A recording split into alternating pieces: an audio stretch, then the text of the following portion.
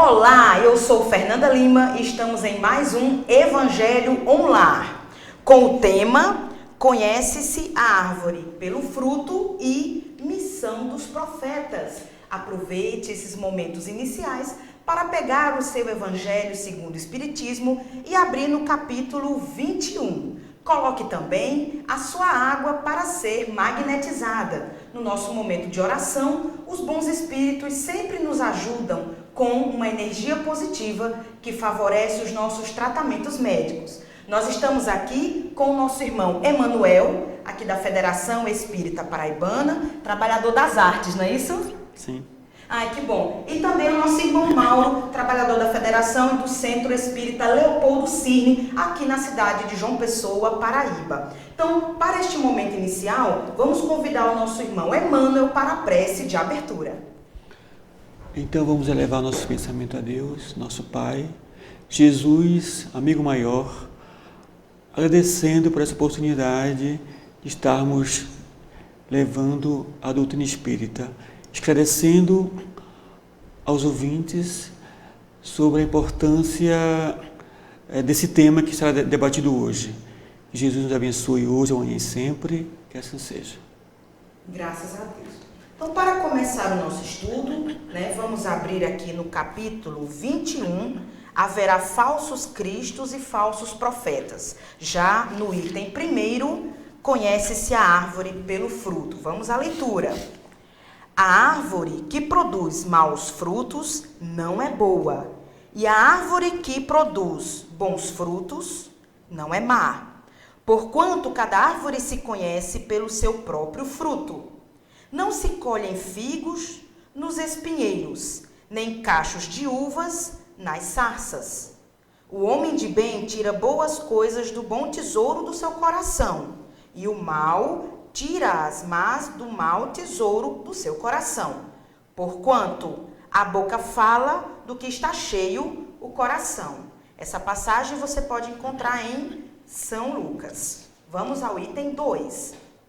Guardai-vos dos falsos profetas que vêm ter convosco cobertos de peles de ovelha e que por dentro são lobos rapaces. Conhecê-los-eis pelos seus frutos.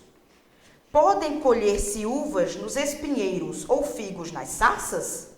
Assim, toda árvore boa produz bons frutos, e toda árvore má produz maus frutos.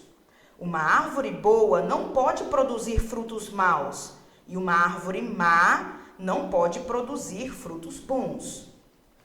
Toda árvore que não produz bons frutos será cortada e lançada ao fogo. Conhecê-las-eis, pois, pelos seus frutos. Essa passagem está em São Mateus. Item 3. Tende cuidado para que alguém não vos seduza, porque muitos virão em meu nome dizendo, eu sou o Cristo, e seduzirão a muitos. Levantar-se-ão muitos falsos profetas, que seduzirão a muitas pessoas. E porque abundará a iniquidade, a caridade de muitos esfriará. Mas aquele que perseverar até ao fim, se salvará. Então, se alguém vos disser, o Cristo está aqui, ou está ali, não acrediteis absolutamente, porquanto falsos cristos e falsos profetas se levantarão, que farão grandes prodígios e coisas de espantar, ao ponto de seduzirem, se fosse possível, os próprios escolhidos. Impressionante, né, meus irmãos? É demais. E para encerrar, nós vamos ler aqui o item 4, que pertence ao nosso estudo, e vamos começar o debate do nosso evangelho de hoje. Atribui-se comumente aos profetas o dom de adivinhar o futuro, de sorte que as palavras profecia e predição se tornaram sinônimas. No sentido evangélico, o vocábulo profeta tem mais extensa significação. Disse de todo enviado de Deus, com a missão de instruir os homens e de lhes revelar as coisas ocultas e os mistérios da vida espiritual. Pode, pois, um homem ser profeta sem fazer predições. Aquela era a ideia dos judeus ao tempo de Jesus.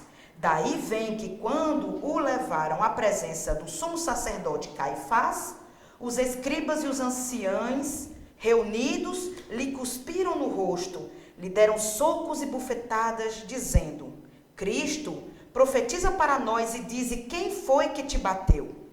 Entretanto, deu-se o caso de haver profetas que tiveram a presciência do futuro, quer por intuição, quer por providencial revelação, a fim de transmitirem avisos aos homens. Tendo-se realizado os acontecimentos preditos, o dom de predizer o futuro foi considerado como um dos atributos da qualidade de profeta.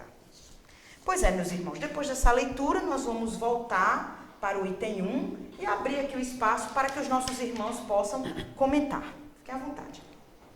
Interessante, meus irmãos, que a gente reflita sobre esse chamamento que Jesus nos traz ao conhecimento. Ele traz uma simplicidade pegando uma árvore com os seus frutos, para que nós pudéssemos identificar qualidade, né? Exatamente. Mas quando a gente observa, então, essa simplicidade que Jesus traz aos ensinamentos para nós, com a representação dos frutos de uma árvore, a gente vai entender melhor agora a profundidade disso.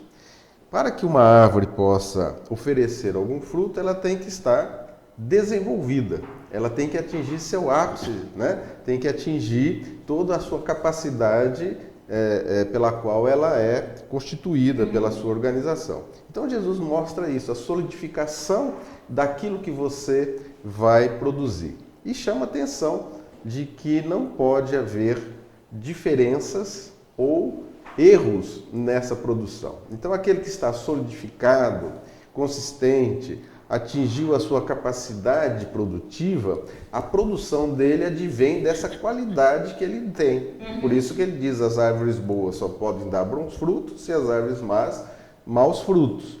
Então o que nos consolida esse ensinamento de Jesus para os dias de hoje, né?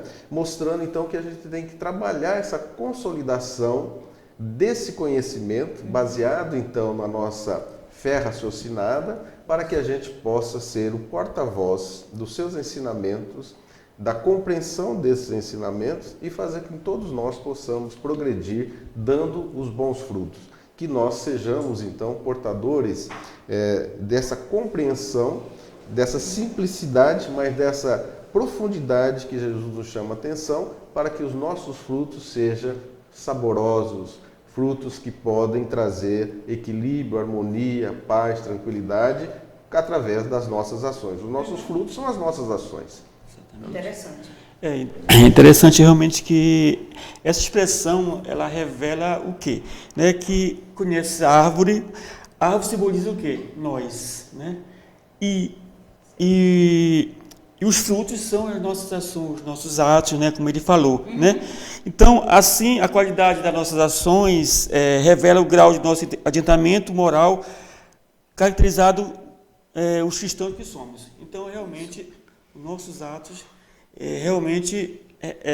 como ele falou, somos essa árvore. Então, nós precisamos realmente ser frutos que possamos realmente multiplicar esses frutos em boas ações, né? É interessante. E como vocês falaram, a questão da coerência, né? Certo. Por exemplo, muitos seres humanos, eles aparentam uma coisa, mas quando você vai observar a ação dessa pessoa no mundo, percebe a incoerência. Então, ele aparenta ser uma pessoa inteligente, bondosa, mas na hora da ação acaba caindo num ato falho, né? E acaba demonstrando a sua verdadeira personalidade, seu verdadeiro momento espiritual, que nós sabemos que não é um momento eterno, né? Como o nosso irmão falou, a árvore ela precisa se desenvolver para ela chegar realmente num momento de produtividade. Então, da mesma forma, somos nós espíritos, nós vamos amadurecendo até que nós possamos demonstrar as nossas competências emocionais e espirituais. Só para colocar assim, Jesus sempre coloca a árvore, né, como um símbolo, né? Em várias passagens ele coloca a questão da figueira seca, a questão da semente de mostarda, Então, realmente é um símbolo muito interessante, né? E através da árvore, ele passa muitos ensinamentos para a gente, né? Vários ensinamentos aqui em vários momentos do Evangelho, né? E quando se pensa em árvore, né? A gente pensa o seguinte, assim, as partes das árvores, como as folhas, as raízes, o tronco, a própria envergadura, a copa, a espessura, digamos assim, é o cartão postal da árvore. Agora, o fruto sai de dentro para fora. Entendeu? Então, esse é um ensinamento muito interessante, né? Então, o que dá qualidade realmente à árvore é o fruto. Né? Então, a gente precisa realmente ser esse fruto, né? Dando exemplo de bondade, caridade, amor ao próximo. Né? Daí ele dizer, né, que esse produto, né, que a árvore boa vai dar bons frutos e, portanto, vamos dizer assim, essa identificação com o ser humano é que está dentro do seu coração, o seu sentimento. Aquilo que ele vai cultuar, que ele vai desenvolver, é que vai produzir através das suas ações. Então, o indivíduo que procura trabalhar as boas ações, quer dizer, seus bons frutos, ele vai cultivando esse sentimento para desenvolver, então, aquilo que ele guarda, que ele desenvolve, que ele apropria, que ele consolida na sua vida. Por isso que ele vai chamar a atenção, né, que os bons frutos de uma boa árvore é aquelas ações que nós desenvolvemos e produzimos porque está dentro de cada um de nós. Então, essa é a essência, daí como você coloca a questão, então, do fruto da árvore na simbologia, então, com o indivíduo, né? E ele apropria desse ensinamento para mostrar que não adianta a aparência, né? Não adianta a máscara, não adianta a superfície. É a essência que é importante. Por isso que ele trata isso. Daí está neste capítulo, esse assunto, neste capítulo dos falsos cristos e falsos profetas, para que nós possamos estar alertas, para que nós possamos apreender de que não é na aparência, na superficialidade que a gente vai conquistar ou que vai identificar as boas ações. Por isso, recomenda-se novamente aquilo que ele nos chamava atenção, para que estejamos sempre vigilantes, que estejamos atentos, que estejamos em condições de poder entender esse processo, para que não sejamos enganados. Então, Jesus faz uns alerta, chamando-nos a atenção, para que nós evidenciamos a essência de cada um de nós, daqueles que estão ao nosso redor, aqueles que estão falando sobre a palavra do Cristo, né? E ver a essência. Daí Kardec, né, chamar a atenção para que nós busquemos o bom senso, né? A lógica, né? A nossa razão para verificar as mensagens, as informações, os ensinamentos que os Espíritos nos trazem. Né? Então é para que a gente não se abdique da nossa razão, do nosso bom senso. Por isso que Jesus mostra a árvore na essência, para que a gente estejamos alerta, para não sermos enganados pela superficialidade, pelas palavras bonitas, pelo discurso envolvente, mas que falta o tesouro do coração, né? A essência do sentimento que está dentro do coração, né? Interessante. E eu gostaria de destacar aqui no finalzinho do item 1, quando ele termina dizendo: a boca fala do que está cheio o coração.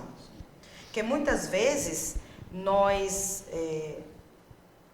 verbalizamos sentimentos e aí a gente diz: não, vamos ter um pensamento positivo, né? As palavras têm poder. Né? Então, como é que a gente poderia entender essa passagem? A boca fala do que está cheio o coração. É o sentimento, né? É uma expressão, é uma forma de verbalizar. Nós nos comunicamos através do nosso pensamento e materialmente através da nossa fala, né? Então é a forma da expressão de mostrar então a nossa comunicação, aquilo que nós estamos apropriados dentro do nosso sentimento. É essa capacidade que nós temos no processo da comunicação. Então nós só vamos poder falar de coisas concretas, verdadeiras, né? Quando nós nos nos colocamos em nossas palavras esse sentimento. Porque muitas vezes a gente pode falar palavras bonitas, né? Palavras agradáveis, mas que não está dentro da nossa essência. Né? Está tendo uma diferença. Uma diferença daquilo que a gente fala, das palavras que a gente usa, com o sentimento que a gente tem em sua essência. Né? Então Jesus nos chama a atenção. Daí ele chamar, né, a questão para que nós tenhamos o cuidado de não sermos ludibriados, enganados pelo canto do cisne, pelas palavras bonitas, né? Pelos pregadores, né, do momento. Né? E aí nós vamos verificar que quando ele chama atenção para essa vigilância que nós tenhamos, ele nos faz um alerta que nós estejamos envolvidos com isso. Então ele nos alerta também, através dos ensinamentos, para que a gente fique vigilante, sabendo encontrar a essência do sentimento nas palavras que são trabalhadas em teu nome ou em nome de Jesus. Né? Por isso que ele diz, muitas vezes a gente vai ficar até encantado com essas palavras, com esses pregadores, e acaba sendo, né, envolvidos e acaba sendo conduzidos e seduzidos por eles. Tem aquele ditado famoso, né, que minha avó falava: faço o que eu digo, mas não faço o que eu faço. Exatamente. Palavras lindas, maravilhosas, mas no fundo a prática dele é outra. Então realmente é o cuidado que nós devemos ter realmente. E o que fazer diante do falso profeta? Uma pergunta que estou fazendo assim. O que devemos fazer? Eu perguntei ao meu pai há muito tempo, né? E, papai, o que eu faço com o falso profeta? Meu filho, ore. Ore. Porque realmente a única forma, o único antídoto para evitar realmente a manipulação, o envolvimento é orar. E realmente a gente vê muito isso hoje em dia, né? Essa questão do falso profeta. Em todos os segmentos religiosos você vê isso. Lógico. Realmente, né? Mas por isso que Jesus nos chama atenção aí, né? Que muitas vezes nós vamos ficar, assim, desarvorados com essa proliferação de falsos profetas, que nós vamos achar que não tem saída, né? Mas ele chama atenção. Persevera-se até o fim. Mantenha na condução da minha direção, que você encontrará a sua paz, a sua tranquilidade, o que ele chama da salvação. Né? É aquele sentido de que, muitas vezes, como a gente vê as dificuldades do mundo de hoje, né? As falsidades, os enganos, os engodos, né? E muitas vezes a gente fala assim, mas será que vale a pena, né, fazer isso, fazer essa boa ação, fazer essa caridade, fazer essa ajuda, né? Mas será que a pessoa vai usar isso, não vai usar, como vai fazer? E Jesus, não nos importemos, façamos a nossa ação, né? E que se nós perseverarmos então nos seus ensinamentos, nós conquistaremos o nosso processo de progresso, a nossa evolução. Não devemos esquecer disso. Então, há falsos profetas, há enganos na vida, mas a gente tem que manter a nossa perseverança nos seus ensinamentos. Eu estava vendo, acho que o Flávio Santos, acho que consigo falar Flávio Santos, ele colocou a seguinte expressão: a mensagem deve estar à frente do mensageiro. Né? Se eu colocar o mensageiro à frente da mensagem, a queda é fatal. Realmente é a questão do falso profeta. É muito legal. O personalismo, né? A questão do personalismo, né? De colocar o prognóstico, né? do personalismo na frente da mensagem, é um indício muito grande, né? De não estar ali o verdadeiro sentimento, né? Pensando aqui na questão da missão dos profetas, eu gostaria de destacar a frase que diz: disse de todo enviado de Deus com a missão de instruir os homens e de revelar as coisas ocultas e os mistérios da vida espiritual. Nesse sentido, a arte espírita ajuda, né, a falar de forma lúdica e divertida, fazendo com que as pessoas acordem para os mistérios da vida espiritual, não é isso? Verdade. E além do mais, assim, a gente costuma dizer, né, que o artista, o músico, o ator, né? Tem uma função muito importante de divulgar realmente a doutrina, mas acima de tudo, nós somos trabalhadores como outro qualquer, e somos trabalhadores e que a principal função não é divulgar, é a sua da reforma íntima, que através de um espetáculo, de uma música, você se reforma também. É uma forma de tocar até o inconsciente, né? Revelar emoções que estavam ali enterradas, fazendo com que a pessoa se autoanalise e tenha a chance de se renovar. Exatamente. Ai, que bom. Isso.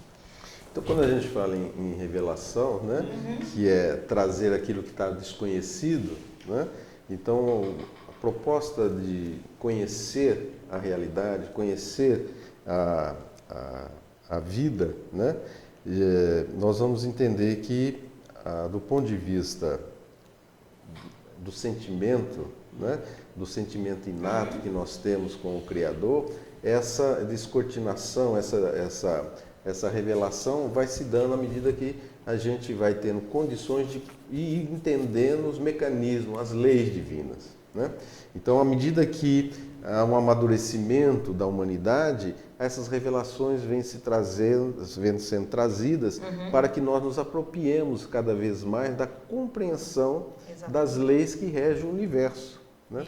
E aí, então, nós vamos ter a revelação religiosa, né, que vai tratar, então, desses sentimentos que nós devemos trabalhar, que devemos conquistar, que devemos avançar para entender melhor esta vida na sua plenitude, na vida universal.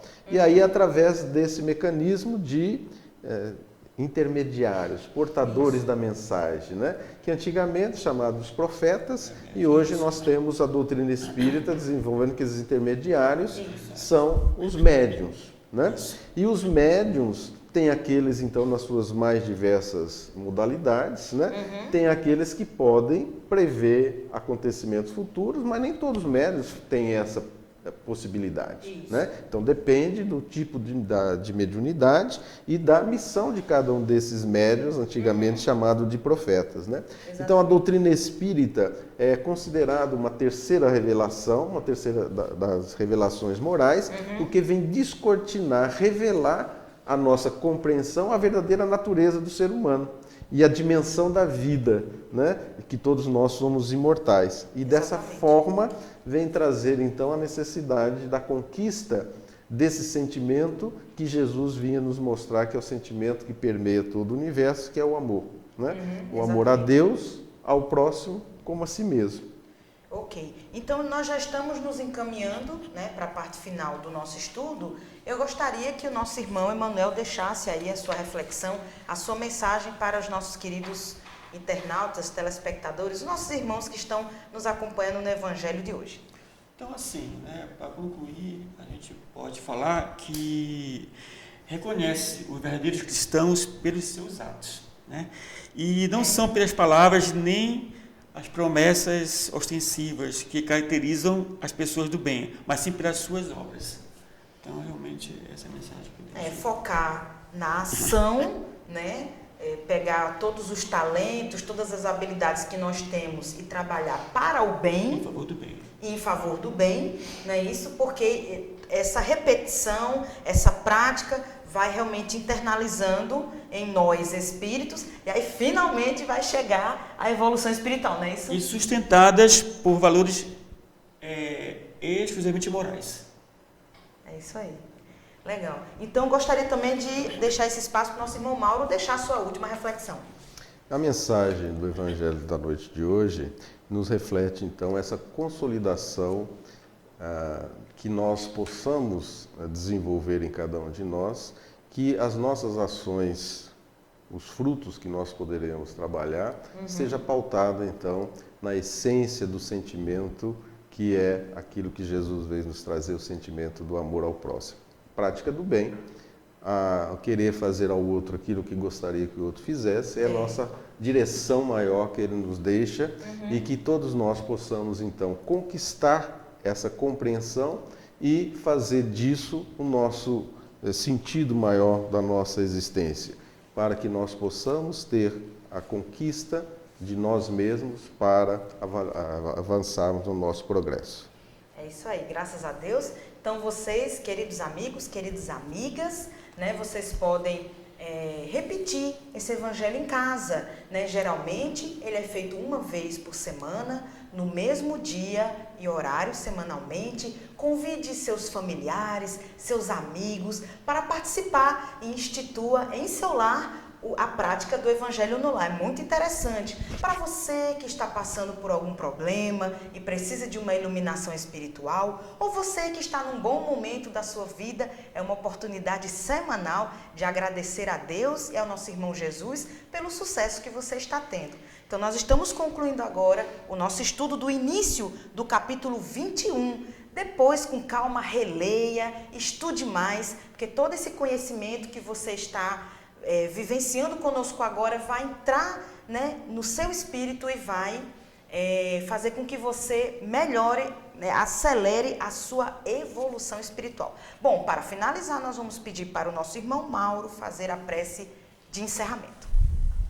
Convidando a todos agora, então, para fechar os vossos olhos, fazer o seu silêncio interior e buscar a imagem do nosso Mestre Jesus.